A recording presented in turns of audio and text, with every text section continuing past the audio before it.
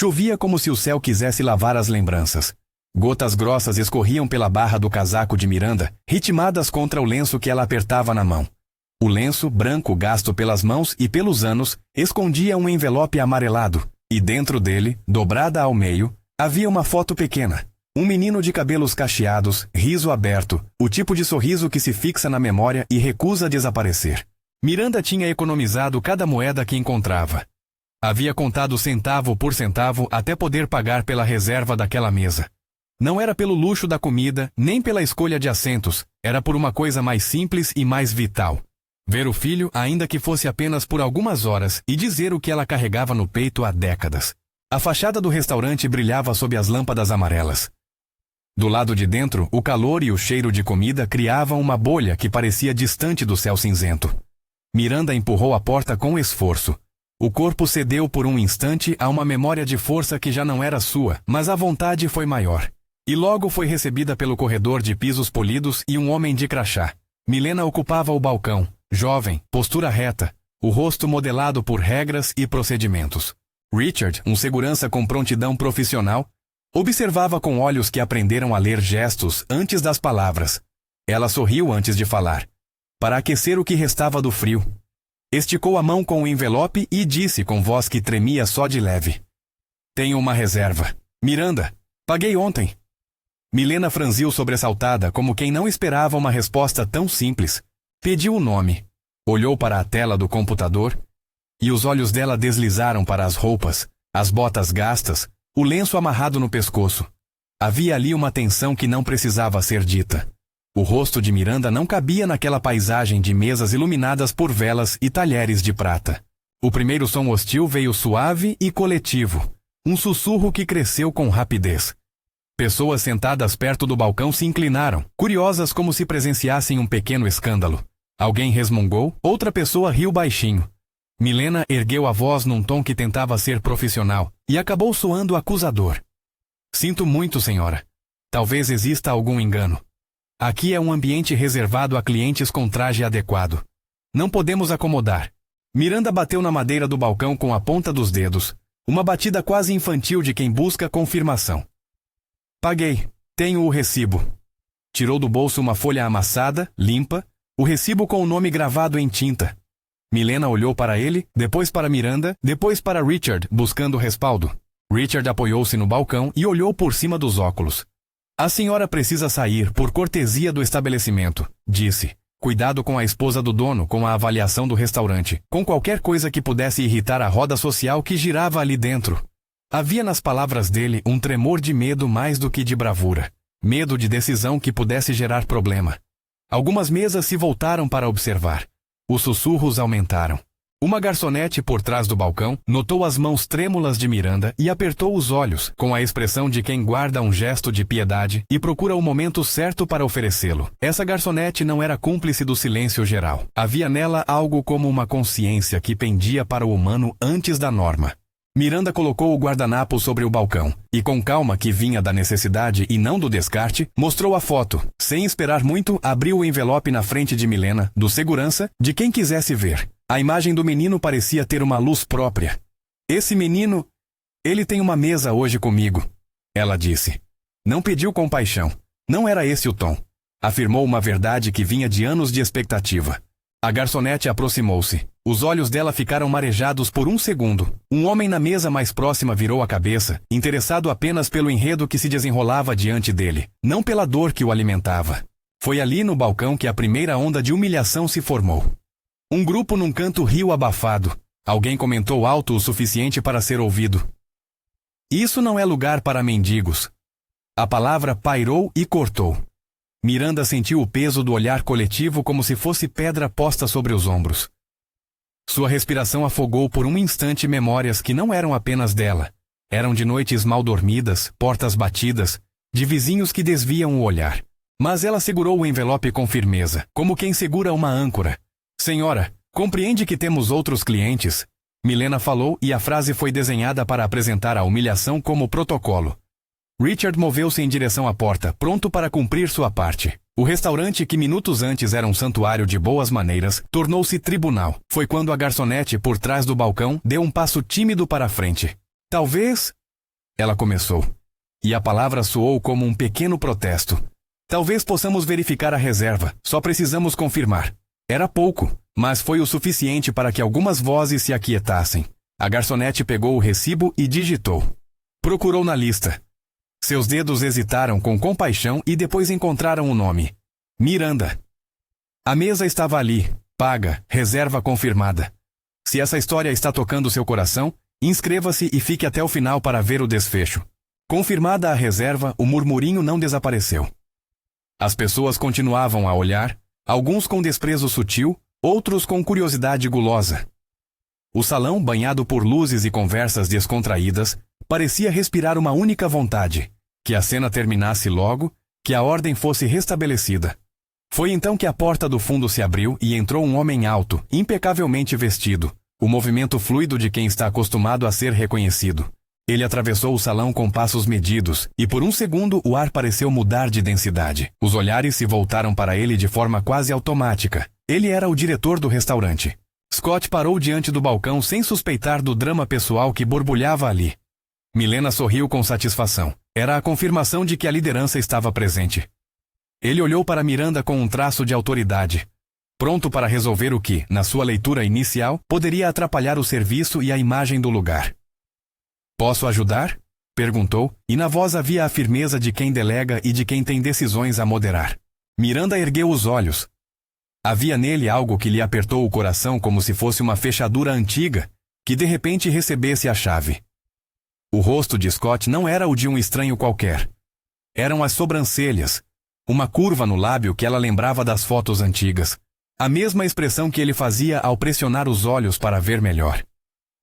Ela sentiu o passado puxando-a com força. Havia nela uma esperança tão longa quanto ferida. É você, Scott! As palavras saíram baixas, cheias de uma fé castigada pelo tempo. Scott franziu o senho, confusão passando por ele como uma nuvem rápida. Desculpe, senhora, estamos tentando manter o ambiente tranquilo para nossos clientes. Não é apropriado. Antes que pudesse terminar, ela disse: Sou sua mãe. A frase foi pequena, quase sussurrada, mas o salão inteiro percebeu a mudança no ar. O riso apagou como se alguém tivesse virado um botão. O silêncio que se seguiu foi intenso. Nem todos entenderam, mas sentiram o peso do que estava em curso. Scott usou a mão como se buscasse traços de seu rosto na lembrança. Notou a idade nas mãos dela, as rugas, o olhar que tentava, com todas as forças, atravessar décadas. Havia nele, naquele gesto, uma reação imediata de quem tem algo a perder. Reputação, ordem, controle. Ele olhou para Milena e Richard, avaliando a situação como quem avalia um risco para um negócio. No rosto dele, conflitos se sobrepuseram. Responsabilidade profissional, memória adormecida, talvez sinais vagos de um passado que ele não conseguia encaixar. Levaram Miranda para um canto menos exposto, sob a desculpa de preservar a dignidade do evento, e não humilhá-la mais diante dos clientes. Scott falou com mais firmeza, talvez tentando impor distância, talvez para ganhar tempo. Sente-se aqui, disse. Vamos conversar. Foi um convite frio, mas era uma conversa. Sentaram-se numa mesinha próxima a uma janela embaçada pelo contraste entre o calor interno e a chuva que ainda batia lá fora. Ela puxou da carteira a foto do menino e a estendeu. Ele tinha 6 anos, disse Miranda, a voz rachando entre o orgulho e a vergonha. Fui internada. Não pude cuidar. Tentei procurar depois. Procurei. As palavras formavam um fio frágil que narrava o passado sem grandiloquência, sem justificativas que apenas confundiriam. Havia nas pausas a permanência do arrependimento, que não precisava ser explicada para ser entendida. Scott encostou a testa nas mãos por um tempo, como se a dor tivesse forma física. Você sumiu, murmurou ele, e a simplicidade da frase cortou como faca. Em sua vida, a ausência da mãe havia sido preenchida por uma história que fazia sentido naquele momento. Ela não estava mais. Os pais adotivos lhe contaram uma versão que serviu como ponto de partida para o seu crescimento. Em conversas com amigos, ele repetiu que fora órfão, ou que sua mãe havia partido. Era um rótulo que, com o tempo, endureceu. Eles disseram que a senhora... Tentou explicar sem encontrar as palavras certas. Que eu morri. Completou Miranda com uma risada curta, e seus olhos brilharam com algo que não era só dor. Não morri. Tive uma cirurgia. Não pude voltar a buscá-lo. Fui embora das cidades. Fui para longe. Ela contou em fragmentos. O hospital. As promessas vazias de recuperação total. As portas que se fecharam antes que pudesse entender que seu filho já partira para outra vida. Disse que economizou por meses para fazer aquela reserva porque queria ver o rosto dele. Queria tocar a mão que havia segurado nas primeiras noites de frio. Scott fechou os olhos e por um momento algo cedeu dentro dele. Não era apenas raiva. Havia saudade. Vergonha por ter julgado sem conhecer. Medo de que as peças não encaixassem. Ele lembrou de histórias contadas por seus pais adotivos. Noites de carinho, estabilidade, uma casa que o acolhera. Mas também lembranças difusas do orfanato, das noites de espera. Sua reação inicial ao vê-la no restaurante foi de proteger aquilo que havia construído. Proteger sua história. Era compreensível e ao mesmo tempo havia uma rudeza que não precisava ser. Por que não veio antes? Perguntou ele voz baixa. Não havia culpa clara nas palavras. Havia exigência de sentido. Tentei, disse Miranda. Fiquei doente. A vida me empurrou para um lado quando eu estava fraca. E eu acreditava que se eu voltasse e o encontrasse, seria ainda mais difícil. Eu tinha medo de te perder de novo. Havia um encolher de ombros, uma humilhação que não era apenas externa, mas interna. A de ter errado, de não ter conseguido cumprir o papel que a vida lhe impusera. Eles conversaram por horas que pareceram minutos e também séculos. Não houve milagre verbal que consertasse dias e noites de ausência. Houve sim a honestidade que rompeu defesas. Scott disse a mágoa que havia cultivado. Falou das noites em que a ausência dele foi companhia. Miranda falou de noites sem abrigo, de moedas guardadas em latas, de vergonha. As histórias não eram destinadas a absolver um ao outro imediatamente, mas a expor as feridas claras para que pudessem, talvez, começar a tratar. No meio da conversa, um flash pequeno atravessou a memória de Scott. Uma tarde, no orfanato, quando ele era criança, uma mulher que lhe deu um beijo na testa e disse que havia algo familiar em seu sorriso. Não era a lembrança completa, mas foi o suficiente para que ele pegasse a foto com mais cuidado, analisando detalhes que antes pareciam irrelevantes. Uma marca de nascença quase invisível atrás da orelha do menino, a inclinação do olhar para a direita, a forma como os dentes nasciam tortos. Era como se a imagem fizesse um chamado. Ver é recordar. O reconhecimento não chegou como um trovão. Foi um processo, um descer de cortinas. Primeiro veio o bater irregular do coração. Depois, uma palavra engasgada. Você? E então, num silêncio quase sagrado, ele deixou que as memórias e as imagens dialogassem. Havia tristeza, mas também uma porta que se abria, lenta, pela qual podia penetrar algo que não vinha de elenco algum, mas da própria carne e do próprio tempo. Do lado de fora, a chuva começou a afinar. Aquelas gotas que cedo tinham lavado a cidade passavam a uma melodia mais rala, como se o céu, enfim, aliviado, cedesse à calma. Scott olhou para Miranda e os dois sabiam que não poderia haver uma restauração instantânea. O perdão não se dá como presente sem embalagem. É gesto e escolha. Ainda assim, diante da mulher à sua frente, com a foto na mão e a vulnerabilidade registrada como sinal, ele escolheu ouvir mais do que julgar. Essa escuta foi, naquele momento, o primeiro ato de reparação. Ao retornar ao salão, Scott decidiu não transformar a situação numa cena pública de vergonha. Ele pediu para que as pessoas voltassem a seus lugares, falou baixo com Milena e discretamente providenciou um chá para Miranda. A garçonete que antes aparara a cena aproximou o bully, os olhos brilhando de compaixão.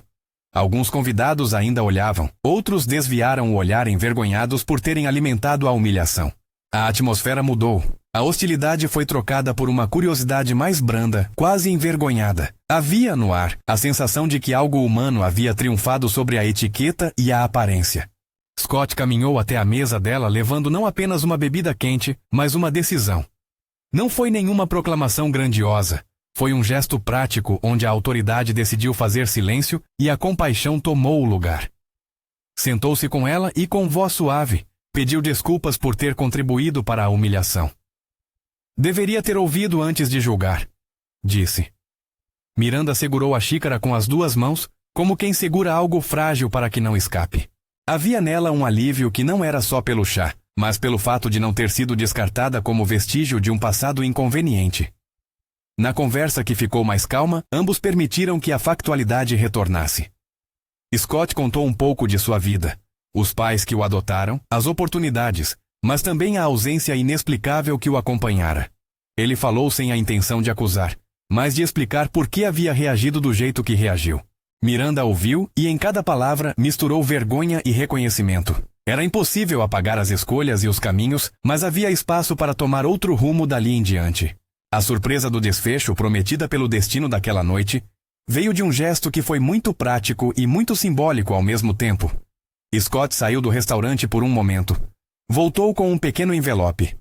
Em vez de anunciar um grande presente, ele depositou a chave ali sobre a mesa entre as mãos enrugadas de Miranda. É a chave de um apartamento, disse ele com simplicidade. Não é um castelo, mas está vazio e pronto. Não é solução mágica para o que aconteceu, mas é um lugar para começar a recuperar o tempo. A chave reluziu na luz do restaurante como se fosse um pequeno sol. Miranda assegurou, as lágrimas vindo sem alarde. Não as lágrimas da peça teatral, mas aquelas que nascem quando a dignidade retorna em forma de gentileza concreta. Não foi só a chave que mudou o quadro. Foi a sequência de pequenas atitudes. Scott prometeu apresentá-la à família, e não como um documento que se assina para apagar o passado, mas como um convite para que sua presença fosse incorporada na vida cotidiana. Havia medo, sobretudo dele, de desapontar o resto da família, ou de quebrar uma ordem que parecia estável. Ainda assim, ele escolheu enfrentar o desconforto e abrir espaço. Foi um gesto de coragem que não buscava aplausos, mas sim remediar o que estava ao alcance. Miranda entrou no pequeno apartamento pela primeira vez com a mão de Scott por perto, discreta e firme. A porta fechou-se atrás deles com um som simples, e o silêncio naquele quarto pequeno teve, pela primeira vez em muito tempo, o cheiro da possibilidade. A chuva lá fora, que antes parecia insistente em lavar a cidade, agora diminuiu e deixou rastros prateados nas calhas. As luzes da rua reluziam como testemunhas tímidas de uma virada íntima. A figura da velha mulher, que alguns ainda insistiriam em classificar pela aparência, tornou-se, a olhos vistos, alguém que ganhara um espaço, e não apenas um teto, mas a possibilidade de reparos diários, de chás improvisados, de conversas pela manhã. Há algo quase sagrado em gestos práticos. Eles não apagam o passado, mas criam um presente em que o passado pode ser reconhecido sem ser determinante. Scott não pediu que a comunidade esquecesse o que havia acontecido. Escolheu, em vez disso, ser parte ativa da remediação. Ele convidou sua mãe para o jantar da família no domingo seguinte, explicou que não haveria discursos nem lampejos de hipocrisia, apenas a proposta de ouvi-la.